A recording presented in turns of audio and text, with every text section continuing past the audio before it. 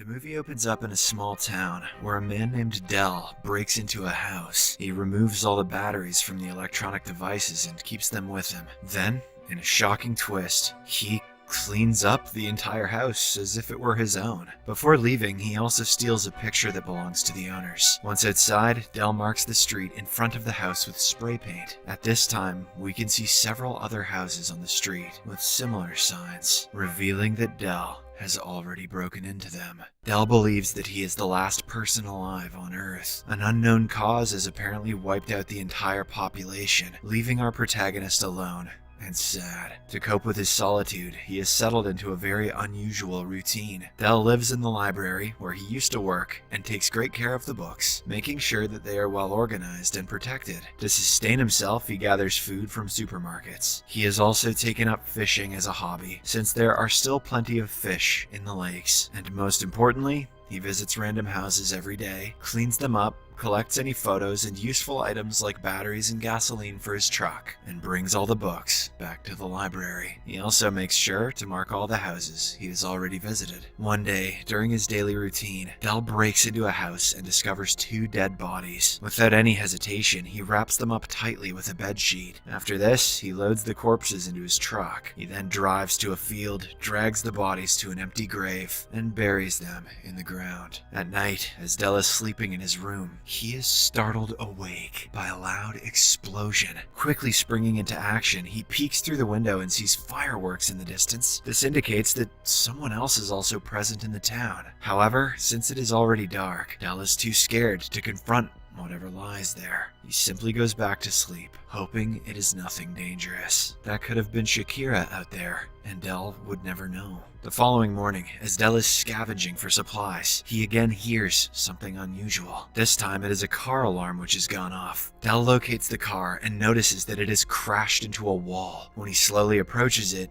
he is shocked to discover a girl lying unconscious in the driver's seat. Shakira? There is also a gun in the back seat. In the next scene, the young woman, Grace, wakes up and finds herself in the bedroom with a bandage on her head. She feels nauseous and attempts to open the door, only to discover it's locked. When she starts yelling for help, Dell arrives at the door. Without opening it, he inquires if anyone else was with her and why she was carrying a gun. In response, Grace explains that she hasn't seen anyone else and that she found the gun on the road. She was only keeping it for safety, but despite the explanation, Dell is skeptical of her, so he decides to send her away. Once outside, Grace wonders why she can't smell the decomposing corpses, and Dell informs her that he has already buried them. He then hands her the car keys and asks her to leave, but Grace wants to stay with him. She is scared that she might die of hunger or disease. However, Dell coldly ignores her pleas and walks away. Later, Grace can be seen following Dell quietly around the city, wherever he goes. She even observes him while he is fishing. Eventually, she follows him back to the library and offers to help him clear the dead bodies in town. This finally changes Dell's mind, and he shares his food with her. When she asks him about the sudden disappearance of people, he refuses to engage in casual conversation or discuss theories about the cause of the apocalypse. However, the persistent girl keeps on talking. She asks Dell if he has ever felt lonely, to which he replies that it does not matter to him because he has always been lonely since his birth. Hearing his cold responses, Grace realizes that he isn't interested in companionship and decides to leave. But as she reaches the car, Dell has a sudden change of heart. He quickly approaches her and asks if she wants to stay with him. Excited, Grace immediately accepts and rushes inside the library. This may mark the first time a librarian has ever gotten laid. The next day, she settles into the same room where Dell brought her after her accident. During the day, while driving around, Dell notices Grace heading towards a locality which he hasn't cleared yet. Worried, he approaches her and emphasizes the importance of following his specific cleaning methods. He then starts teaching her all the steps, right from searching for the batteries to collecting all the books. Later on, they visit a house and load some corpses in their truck. When it's time to bury them, Grace suddenly asks if they're going to pray, because it is a very sensitive procedure. Dell mentions that he has never done so, but when the persistent girl insists, he closes his eyes for 10 seconds and chants a few words. One day, as Grace is walking through the streets, she hears a dog barking from a nearby house. Being an animal lover, she quickly enters the house house, retrieves the small dog, and brings it back to the library. Dell is taken aback to see the puppy, but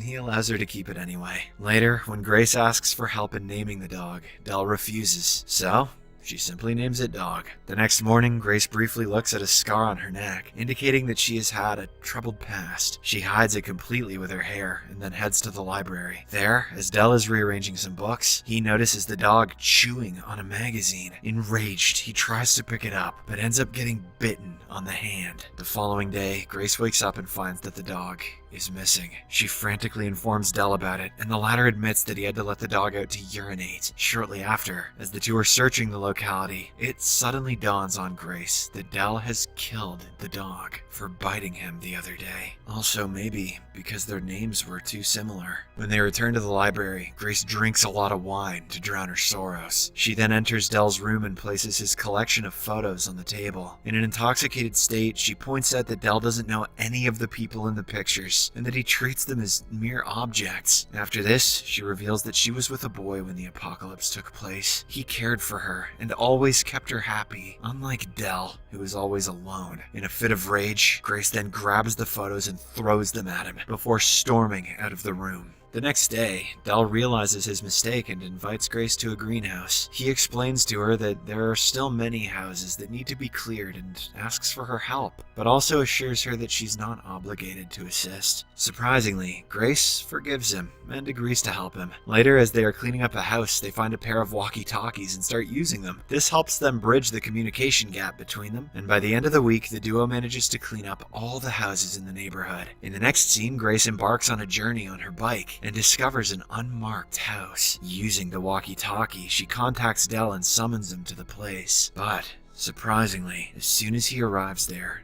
he gets emotional. It turns out it is Dell's own house, and he has never visited the place after the apocalypse happened. The corpses of his family members still lay in their rooms, but Dell is too scared to confront them. Hearing this story, Grace offers to help him out. Dell also gathers some courage, and together, the two wipe out the whole place in no time and head home. Afterward, during a car ride, Grace attempts to share information about her origins with Dell. The latter also becomes curious and stops the car. However, instead of speaking, she suddenly kisses him.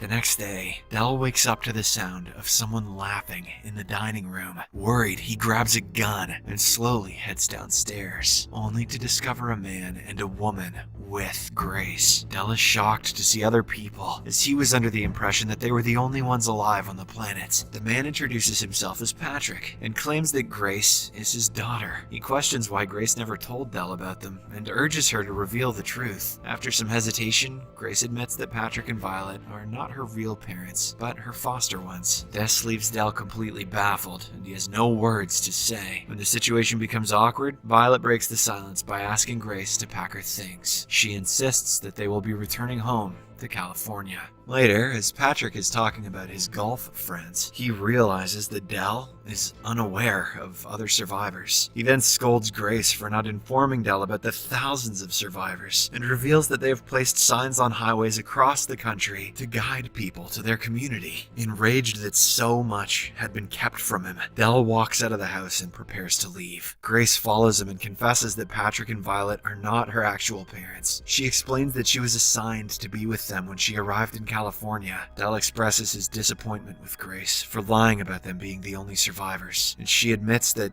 she was afraid he wouldn't let her stay if he knew the truth. Grace desperately pleads with Dell to take her with him. However, when she tries to prevent him from leaving by holding onto the steering wheel, he forcefully removes her hand and drives away. Later, Patrick visits the library and asks Dell for audiobooks, but the latter ignores him. "What kind of psychopath wants to listen to a narrator?" he says. Despite this, Patrick compliments Dell's intelligence and suggests that they could use someone like him in California. He explains that their commune has doctors who discovered ways to unlock the potential of the human brain. However, Dell remains uninterested and dismissive. When he doesn't reply to anything, Patrick writes his address in a book and leaves it with Dell, in case he changes his mind. After a while, Grace tearfully watches Dell as they drive away from the library on their journey to California. For the next few days, Dell remains focused on his work and tries to avoid any sort of distraction. But then, he begins missing Grace and ultimately becomes depressed. He sometimes turns on the walkie-talkie, hoping to hear her lovely voice. One day, Dell looks through his photo collection and reminisces about the people in the pictures. Overwhelmed by loneliness, he decides to visit Grace and searches for the book with Patrick's address. After finding it, he sets off for California in his truck. During his journey, Dell encounters a blocked bridge with cars and deceased people. However, he does not stop and changes cars to continue the journey. Eventually, after changing a couple of cars and nearly finishing his supplies, he arrives at his destination. Dell notices the family from the glass door, but he waits for the parents to fall asleep at night. Once the lights in the living room are off, he enters the house with a gun in hand. He goes straight to Grace's room, hoping to surprise her, but sees something shocking.